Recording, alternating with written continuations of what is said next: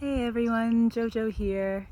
Just saying hi again. I was just spending a little time in my garden and got all my spring crops. They're doing really good. I mean, these were my winter crops that are just continuing into being my spring crops. I got some more. If you look kind of over there, if you can see me pointing, this kind of row over here, that's peas. They didn't quite do that good in the winter time, so got some more peas going. And then the next row kind of here, as I'm pointing at that empty spot, that's golden beets. The beets didn't do too good over the winter either, so I planted another row, I seeded another row, and those were coming in nicely. And I also have some more broccolini coming in. The broccolini, or broccoli rabbit, did really good over the winter. It was so nice to have some broccolini over the winter, so I just got a second start of that going. Those beautiful white flowers, that's kale, or pardon me, that's not kale, that's my arugula. And I got some different lettuces, some spinach. Over there I have my carrots coming in, a new half row of radishes. Those are absolutely delicious over the winter, so easy to grow.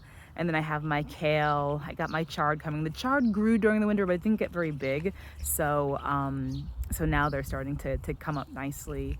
And I also have onions and garlic going, some shallots, and that's all going to come around in the summertime.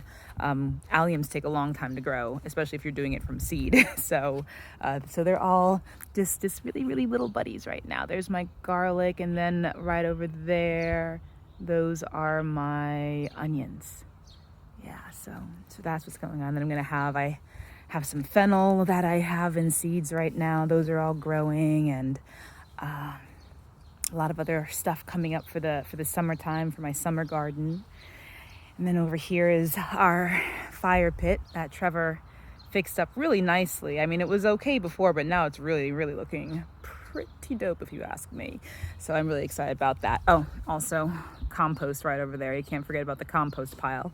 And then this is my spot that I come to meditate in the mornings when I'm not leading you all right now during the morning meditations. This is where I usually like to come over here underneath this tree and just sit underneath my violet patch that I keep going, that I keep healthy. And this is just a really magical spot for me. Casey likes to hang out. There's little Casey coming over to say hi. And then I'll even hang my my koshi chimes under here and just listen to the wind playing music for me and having my own sound bath with nature.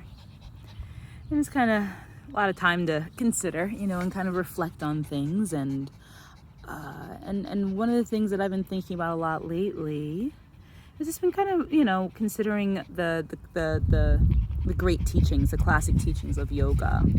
And I've been reading a lot, kind of revisiting and rereading the Yoga Sutras of Patanjali a lot lately. And I know that yesterday I talked some about Yoga Sutra 133 with respects to the 4 keys to peace, to unlock the 4 people and to keep yourself, in a space of contentment. But I think I want to back up a little bit and kind of start from the beginning. And if you all want to join me on that journey at the very beginning of the Yoga Sutras, and we can just kind of have a little virtual study group together and share ideas and ask questions with each other. So if you're into that, I would highly recommend now's a great time to maybe get yourself a copy of the Yoga Sutras of Patanjali.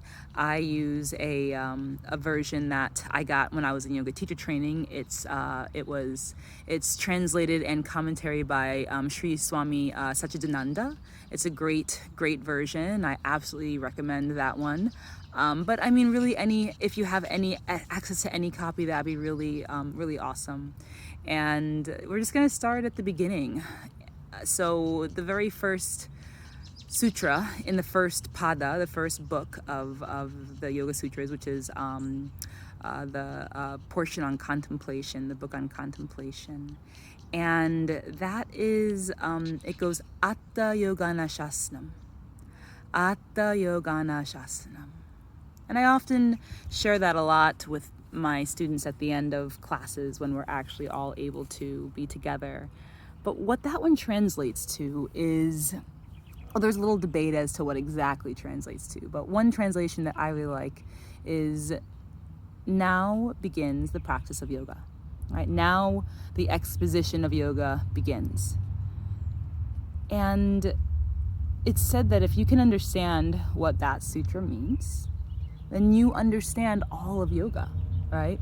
But it's so simple, right? It's like it's a great way to just start, right? Well, now we're gonna start. So what is this Atta Yogana Shasnam? What does that, to me, what that translates, and as I read in the commentary from Sri Swami Satchidananda, is that when everything else has kind of gone by the wayside, right? Now we find yoga. Now we're here in our practice. And that practice, it's not just necessarily, when we're on our mats and when we're doing the physical practice. It's when we're here, right? In this self-quarantine, in this social distancing, and kind of this space of isolation, that now begins the practice of yoga. Right here and now. And we don't need a mat. We don't need any special clothing. We don't need any special gear. We just need an open mind and an open heart. A sense of curiosity and courage and compassion for our experiences, for our energy, for ourselves. And a willingness to surrender what we think we know and start to open ourselves up to what else is out there. Just being a student. Just having a beginner's mind. Now begins the practice of yoga. Atta Yogana Shasnam. So, if you want, and I would love this, think about it. Consider what that means to you. Now begins the practice of yoga. Now the exposition of yoga begins. Atta Yogana Shasnam. And just consider that. Let it roll around in your head. Contemplate it over the day. Sit down under a beautiful tree. Be out in nature. And use this time that we all have, we have a lot of time to be by ourselves, to kind of be isolated and removed. Just take that opportunity to move inward and consider what that means to you. And I would love to hear from you your thoughts and your perspectives on that first sutra of the Yoga Sutras. Atta Yogana Shasanam. Now the practice of yoga begins. Now begins the exposition of yoga. Until we are able to see each other in person, in real life again, right? IRL. Have a beautiful and safe rest of your day, your weekend.